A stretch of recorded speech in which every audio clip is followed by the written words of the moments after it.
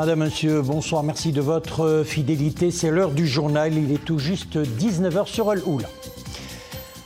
Les titres: ouverture à Marrakech des travaux des assemblées annuelles Banque mondiale FMI, un événement d'envergure qui accueille la fine fleur de la finance et de l'économie mondiale. Au cœur des débats, les grands enjeux liés notamment aux politiques de financement, à la croissance économique et au changement climatique.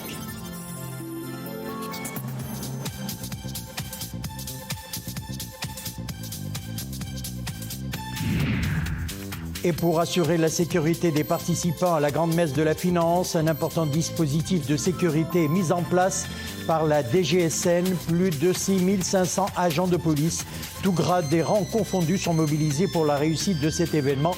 Les autorités sécuritaires ont instauré plusieurs niveaux de surveillance afin de sécuriser le village qui accueille les assemblées.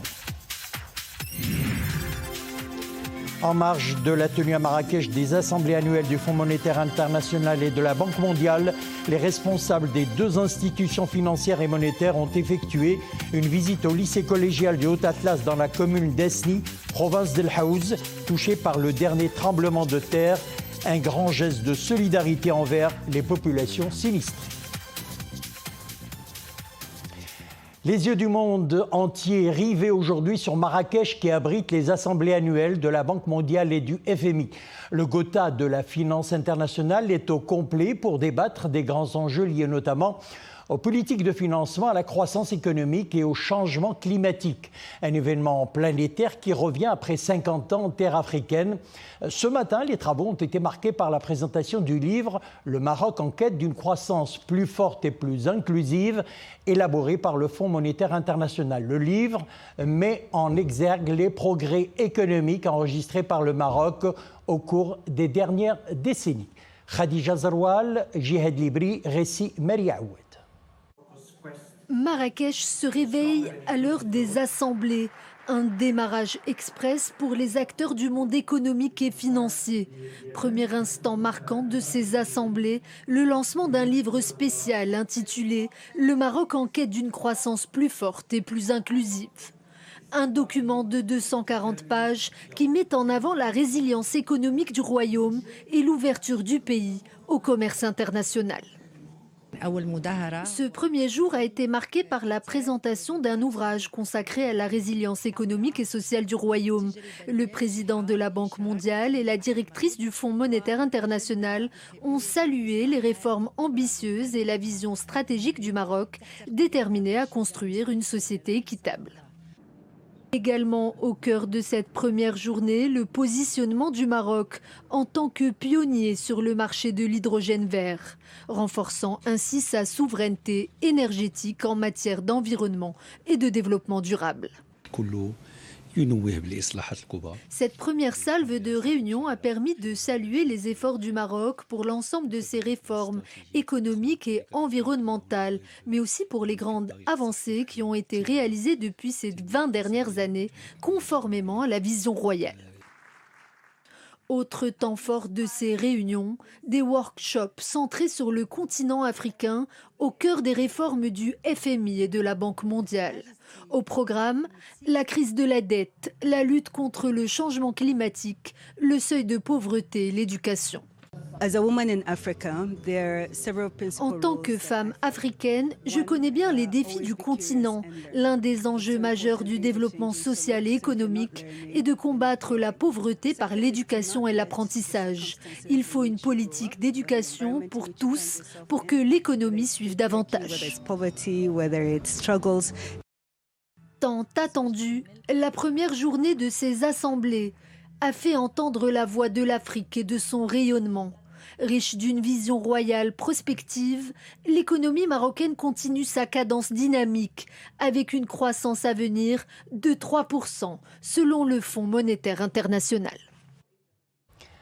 Parmi les thématiques abordées lors de cette première journée des assemblées annuelles Banque mondiale et FMI, l'investissement privé comme moyen même d'accompagner actuellement le développement économique et social et la transition climatique, mais pas que. Notre envoyé spécial sur place, Wafa Bendourou, a notamment abordé ce sujet dans cet entretien réalisé avec le directeur régional de l'IFC Banque mondiale, manager pour le Maroc de la partie secteur privé du groupe bancaire mondial. Entretien, regardez. Monsieur Xavier Rey, vous êtes directeur de l'IFC Maghreb. Bonsoir. Bonsoir. Votre institution répond présente aujourd'hui aux assemblées annuelles de Marrakech. De quelle manière se décline votre participation à ce grand événement? Merci, je suis très heureux d'être là aujourd'hui à Marrakech pour ces assemblées annuelles du groupe Banque mondiale et du FMI. Moi, je suis le manager pour le Maroc de la partie secteur privé du groupe Banque mondiale. Et justement, aujourd'hui, on a une journée très intéressante et on a parlé de l'investissement. Comment l'investissement privé peut être mobilisé pour accompagner le développement économique et social et aussi la transition climatique. Et nous nous préparons d'ailleurs à signer demain 5 projets importants pour le Royaume du Maroc dans le domaine des énergies renouvelables, de l'agriculture durable, de l'entrepreneuriat et de l'inclusion financière. Et un domaine qui me tient beaucoup à cœur, c'est l'accompagnement des entreprises marocaines en Afrique, car les entreprises privées marocaines ont beaucoup à apporter pour le développement de l'Afrique. D'accord. Le Maroc et l'IFC fêtent 60 ans de partenariat. Quel bilan chiffré faites-vous aujourd'hui des 60 ans de votre présence au Maroc? Donc il y a 60 ans de relations, donc c'est des relations profondes, c'est des relations vivantes. Il y a eu plus de 3,5 milliards de dollars, donc 35 milliards de dirhams de projets investis au Maroc. Et pour vous montrer qu'on monte en puissance, l'année prochaine, dans les 12 prochains mois, nous avons un pipeline de projets d'investissement de 1 milliard de dollars pour accompagner le Maroc dans ces grands projets dont on a parlé aujourd'hui, dans l'infrastructure, dans l'énergie verte, dans l'hydrogène vert. Et donc, on est là pour accompagner le Maroc et mobiliser le secteur privé pour pouvoir soutenir l'ambition gouvernementale de faire du Maroc un hub financier et industriel compétitif liant l'Europe et l'Afrique. Mais quels sont les secteurs et les régions qui sont prioritaires dans votre plan d'action? Pour nous, les secteurs les plus importants, c'est bien sûr l'emploi des jeunes et l'emploi des femmes.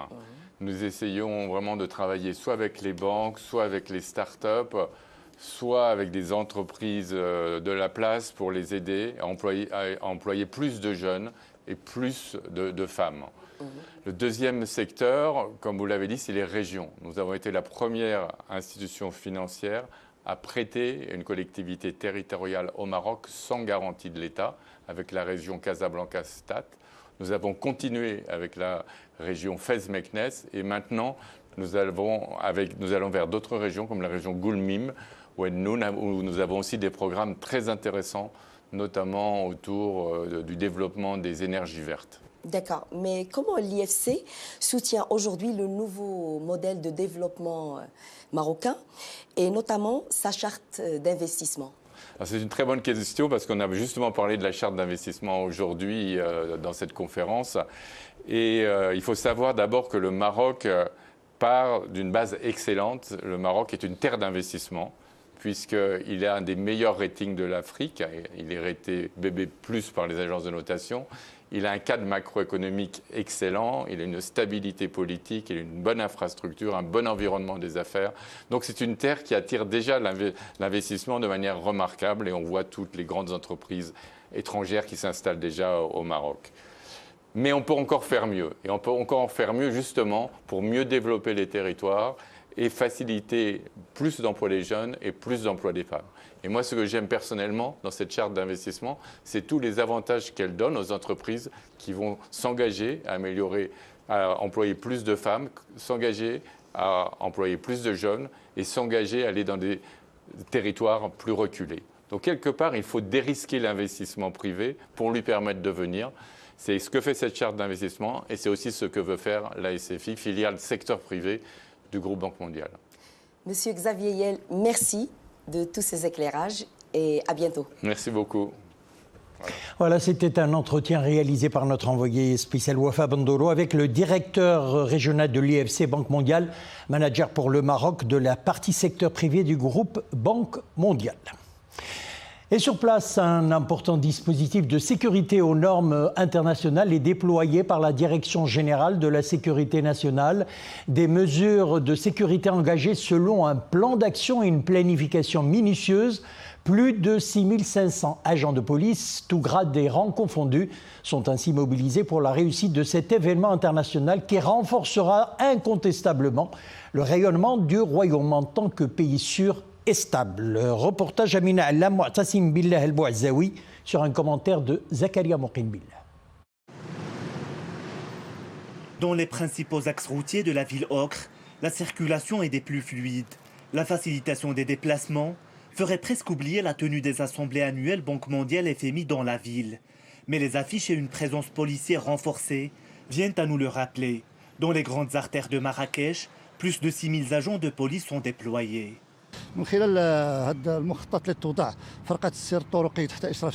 La stratégie établie pour la circulation routière, sous la supervision du préfet de police, vise à quadriller la ville au niveau de la sécurité. Des moyens importants sont mobilisés. Motards, unités mobiles, effectifs féminins de la police et gradés de la police qui supervisent les opérations dans l'ensemble de la ville. Le but est de garantir une fluidité de circulation sur tous les axes. Avec l'arrivée d'un nombre important de participants qui dépasse les 14 000 personnes, il a été procédé à l'adoption d'un plan d'action bien défini afin de maîtriser la circulation sur les axes routiers. Au niveau du site de Bab Irli, plusieurs niveaux de surveillance sont instaurés pour assurer la sécurité du village qui accueille les assemblées. Ce dispositif comprend tout d'abord un périmètre de sécurité composé des équipes de maintien de l'ordre, de la gestion de la circulation et des patrouilles de la police mobile, équipées de caméras de surveillance de pointe. Leur mission, faciliter l'arrivée des participants, tout en empêchant l'accès à toute personne non autorisée aux zones réservées à l'événement. Les services de la Sûreté nationale ont mis sur pied un commissariat de police dédié à cet événement. Il dispose d'une salle pour la gestion des télécommunications et la surveillance par caméra. Nous avons mis en service un ensemble d'unités mobiles et fixes qui s'activent dans les différentes dépendances de ce village et portes d'accès. L'environnement immédiat du site fait l'objet d'une surveillance renforcée. Des unités différentes de police œuvrent à garantir la facilité d'accès à ce village. Des unités mobiles sont également mobilisées dans les environs et dans l'ensemble de la ville. Unités de cavalerie, motards et autres formations. En périphérie du village, des équipes d'intervention rapide spécialisées dans la gestion des menaces majeures s'activent. Autre unité de sécurité déployée à Bab Iril, des patrouilles de police spécialisées dans la surveillance électronique au moyen de caméras thermiques. Autant dire qu'ici, on ne badine pas avec la sécurité des participants à cette grand-messe de la finance. Et en marge de la tenue à Marrakech des assemblées annuelles du Fonds monétaire international et de la Banque mondiale, le président du groupe de la Banque mondiale et la directrice générale du Fonds monétaire international, accompagnés du ministre de l'Éducation nationale, du préscolaire et des sports et de la ministre de l'Économie et des Finances, ont effectué tôt ce matin une visite au lycée collégial du Haut-Atlas dans la commune d'Esni, province d'El Haouz, touchée par le dernier tremblement de terre.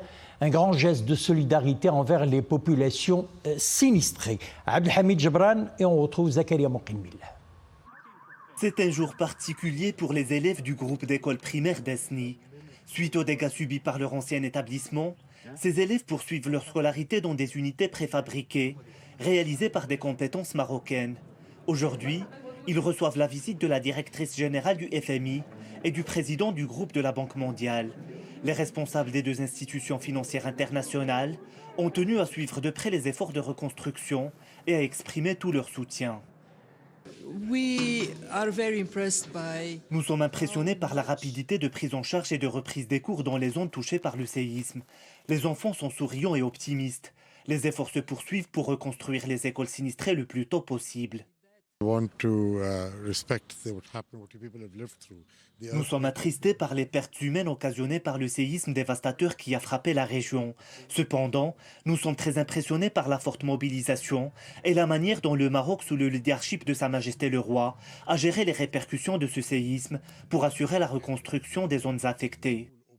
Face à la catastrophe, une réponse rapide est apportée. Certains élèves ont été transférés dans des zones épargnées par la catastrophe, d'autres dans des bâtiments provisoires ou dans des tentes, mais tous ont repris les cours. Le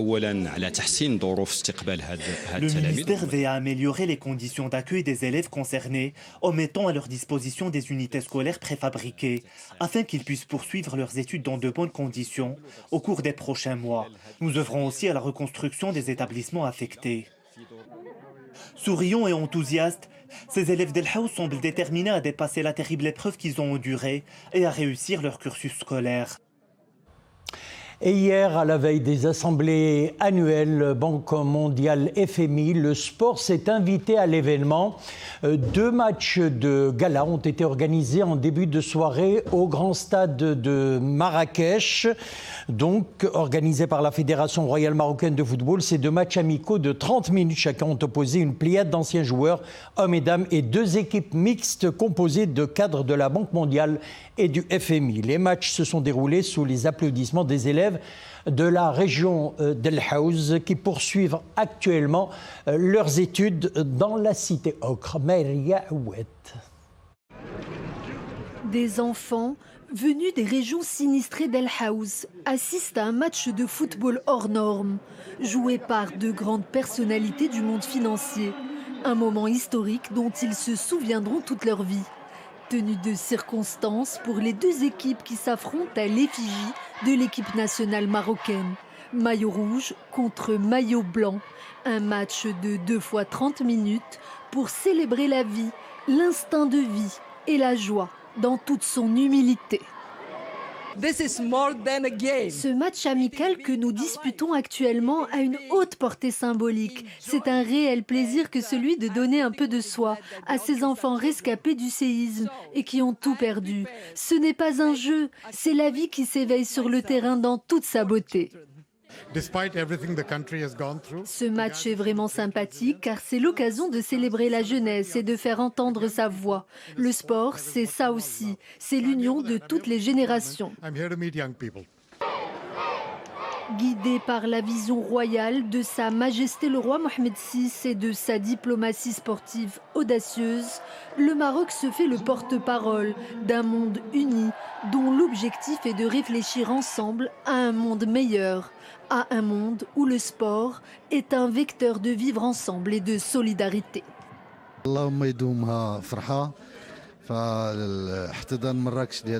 C'est une joie immense que celle d'accueillir un tel événement car c'est une reconnaissance, celle de la stratégie de développement du Maroc guidée par la vision de Sa Majesté le roi Mohamed VI.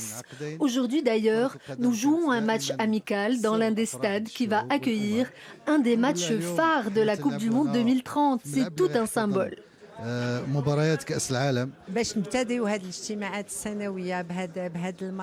Ce match est un moment de joie partagée, une manière de rendre hommage aux jeunes rescapés du tremblement de terre. Après quoi, les assemblées commenceront. Humilité et simplicité, de part et d'autre, enfants et personnalités se confondent pour ne former qu'un seul tout, l'humanité porteuse de sens. Je suis très heureuse de pouvoir être là aujourd'hui et de pouvoir assister à un tel événement. Je suis époustouflée par tout ce que je découvre. Je n'avais jamais vu un tel stade de ma vie. Je ne peux vous décrire ma joie. Rassembleurs, fédérateurs, ces matchs de football apparaissent comme un trait d'union entre les peuples, un rapprochement entre les hommes et un hommage à toutes les victimes du séisme d'El Haouz. Voilà pour ce qui est du dossier des assemblées annuelles Banque mondiale FMI, sujet sur lequel nous allons revenir demain, bien entendu. À Rabat, le ministre des Affaires étrangères, de la coopération africaine et des Marocains résidant à l'étranger, Nasser Bourita, a reçu aujourd'hui la conseillère et ministre d'État de la République de Guinée-Bissau, Suzy Carla Barbosa, porteuse d'un message à Sa Majesté le roi Mohamed VI du président Umaro Sissoko Embalo.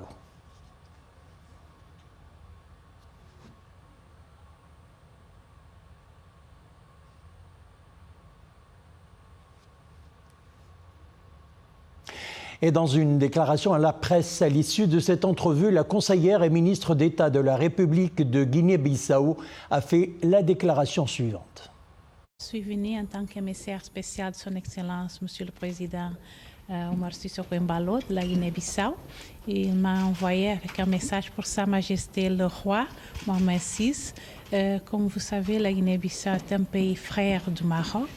On a des relations diplomatiques même avant notre indépendance. Vous savez bien que le roi Mohamed V, c'était un des premiers qui a appuyé la lutte de libération nationale et nous sommes très reconnaissants pour ça. Aujourd'hui, mon président m'a envoyé avec un message pour Sa Majesté le roi Mohamed VI pour le remercier et surtout, encore une fois, pour présenter nos condoléances pour le séisme que vous avez eu récemment. La deuxième chose, c'est que la Guinée-Bissau fait cette année 50 ans de sa indépendance et pour nous, c'est important la présence de Sa Majesté en tant qu'un des pays qui nous a soutenus pour avoir notre indépendance. Marrakech, terre de rencontres et de dialogue, c'est aussi celle du 7e art. La cité Ocre abritera fin novembre la 20e édition du Festival international du film de Marrakech. L'actrice américaine oscarisée Jessica Chastain présidera le jury de la 20e édition. C'est un honneur de présider le jury du prestigieux festival et je suis ravi d'y retourner après ma dernière participation en 2011. Se voir confier ce rôle est un privilège et j'ai hâte de célébrer les extraordinaires talents du cinéma mondial, a souligné Jessica Chastain, citée par un communiqué des organisateurs. Le jury décernera, rappelons-le, l'étoile d'or à l'un des 14 premiers et seconds longs métrages de la compétition internationale dédiée à la découverte de cinéastes du monde. Avant de nous quitter, cette alerte météo, sachez que le mercure restera en hausse avec des températures qui atteignent depuis aujourd'hui les 40-43 degrés. Sont concernées les provinces de Teroudan, Tinzgen, Ait Melloul, Smara, Tarfaya, Ayoun, Boujdour, Oueddab et Aousserd. Le thermomètre affichera également des températures comprises entre 37 et 40 degrés notamment. Et je vais citer quelques provinces, Sidi Simen, Sidi Qassam, Bni Mellal, Agadir, Idaoutanen, Tiznit, Gelmim et Tantan. Et puis dans les provinces d'Azilal, El Haouch, Fchaoun, Khmiset, Khouribga, Salis, Khairat Mara, Nouassar, le thermomètre affichera également le même degré de température. Et puis, ce rappel, bien entendu, pour la première réussite des assemblées annuelles Banque mondiale FMI, événement qui renforcera incontestablement le rayonnement du Maroc en tant que pays sûr et stable. La Direction générale de la sécurité nationale a mis les bouchées doubles, nous en parlions en début de journal. Plus de 6500 agents de police, tous grades et rangs confondus, sont mobilisés pour assurer la sécurité des assemblées annuelles de la Banque mondiale et du Fonds monétaire international. Le protocole de sécurité se distingue par la mise en place d'une cartographie intégrée de la ville de Marrakech, incluant en premier lieu une délimitation précise du site Bab Irli qui abrite le village des Réunions. Le protocole de sécurité final comprend un calendrier détaillé des événements prévus tout au long des assemblées annuelles jusqu'au départ des différentes délégations après le jour de clôture.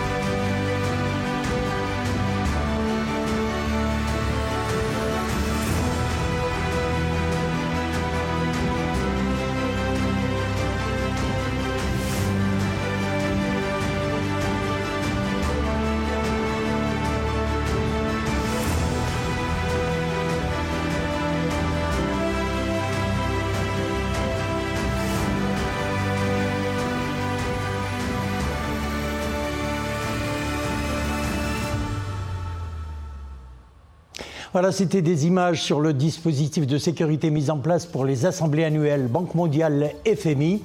Merci de nous avoir suivis. C'est la fin de l'édition de 19h. L'info revient sur Oula à 21h. Excellente soirée, à demain.